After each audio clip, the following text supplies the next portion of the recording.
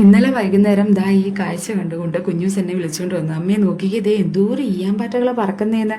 ഞാനും വന്ന് നോക്കി, എന്തുമാത്രമാണ് പറക്കുന്നതെന്നോ. അപ്പോൾ ഈ പ്രതിഭാസനെയാണ് സ്വാമിങ് എന്ന് പറയുന്നത്.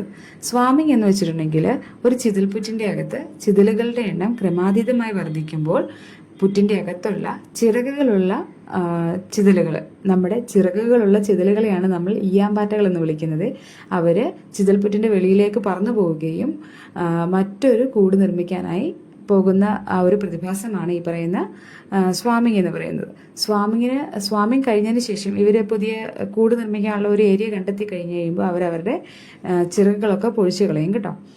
അപ്പോൾ ഇതിൻ്റെ അകത്തുണ്ടല്ലോ, ഈ ചിതൽപുറ്റിൻ്റെ അകത്ത് ഒരുപാട് അംഗങ്ങളുണ്ട് കേട്ടോ. അതായത് രാജാവുണ്ട്, രാജ്ഞിയുണ്ട്, പട്ടാളക്കാരുണ്ട്, വേലക്കാരുണ്ട്, ആൺ തേനീച്ച, അതായത് നമ്മുടെ തേനീച്ച കോളനി പോലെ തന്നെയാണ് ഇവരുടെ കോളനികൾ. പിന്നെ ചിതലുകളുടെ പ്രത്യേകത, പുതിയ മൺപുറ്റില്ലേ അവയ്ക്ക് മണ്ണൊലിപ്പ് തടയാനുള്ള ശേഷിയുണ്ട്.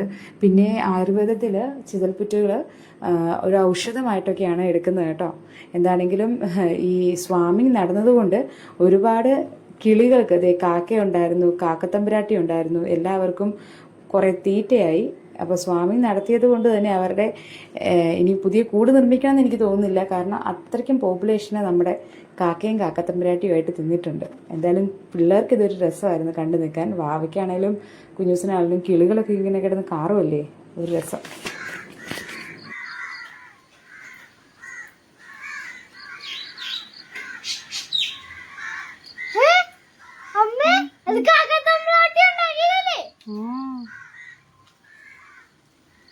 കാക്കത്തമ്പുരാട്ടി എന്തോ